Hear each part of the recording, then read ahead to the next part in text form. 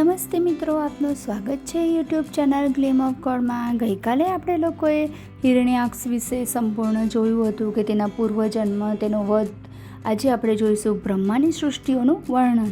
વરા અવતારની કથા સાંભળ્યા બાદ વિદુરે જીવોની સૃષ્ટિ કેવી રીતે થઈ એ જણાવવા કહ્યું ત્યારે મૈત્રેયજી બોલ્યા, પહેલાં જીવોના પ્રારંભ પ્રકૃતિના નિયંતા પુરુષ તથા કાળથી મહતત્વ ઉત્પન્ન થયું। મહતત્વથી સાત્વિક, રાજસ તથા તામસ અહંકાર ઉત્પન્ન થયો। અહંકારથી 5 તત્વ, 10 ઇન્દ્રિયો તથા એમના દેવતા બન્યા। આ બધાના સંયોગથી એક સોનેરી ઈંડું બન્યું। એ 1000 વર્ષ સુધી અચેતન અવસ્થામાં પાણીમાં પડ્યું રહ્યું। એમાં ભગવાન વિષ્ણુએ પ્રવેશ કરતા એની નાભીમાંથી હજારો સૂર્ય સમાન દૈદીપ્યમાન કમળ પ્રગટ્યું। એ કમળમાંથી બ્રહ્મા જન્મ્યા।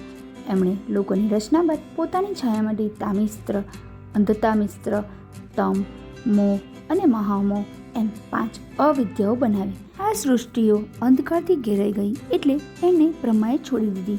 એટલે ત્યાં રાક્ષસો અને યક્ષો રહેવા લાગ્યા। ભૂખ તરસથી વ્યાકુળ બની એ બ્રહ્માજીને ખાવા માટે દોડ્યા। બ્રહ્માજી બોલ્યા, મારાથી પેદા થઈ તમે મને જ ખાઈને અન્યાય કરવા માંગો છો? ત્યારબાદ પોતાના સાત્વિક શરીરથી દેવતાઓ અને જંગોથી લંપટ દૈત્યોને પેદા કર્યા। કામુક દૈત્યો બ્રહ્માને પકડવા માટે દોડ્યા।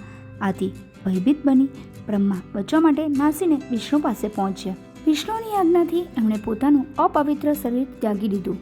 એ શરીરથી રૂપવતી સંધ્યાદેવી પેદા થઈ અને એને જોઈ દૈત્યો એની જ ઈચ્છા કરવા લાગ્યા। પછી કાંતિમય શરીરથી ગંધર્વો અને અપ્સરાઓને ઉત્પન્ન કરી બ્રહ્માએ એ શરીર પણ છોડી દીધું।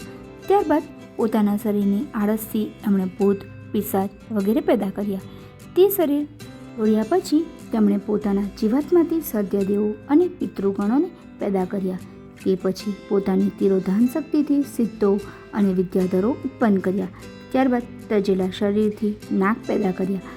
અંતમાં પોતાના મનથી મનુઓ પેદા કર્યા અને પછી સર્વ ઇન્દ્રિયોને વશ કરી ઋષિઓને પ્રગટ કર્યા અને એમને તપ, સમાધિ, જ્ઞાન, વૈરાગ્ય વગેરે પ્રદાન કર્યા।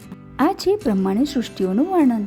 આપને શ્રીમદ ભાગવતના આવા એક પણ અધ્યાયને મિસ ન કરવા હોય તો અમારી ચેનલને સબસ્ક્રાઈબ કરો અને બેલ બટન અવશ્ય પ્રેસ કરજો, જેથી તમે એક પણ વિડીયો મિસ નહીં કરો। આવતીકાલે આપણે કપિલ મુનિ જન્મ અને તેમનો સંપૂર્ણ વૃત્તાંત જોઈશું।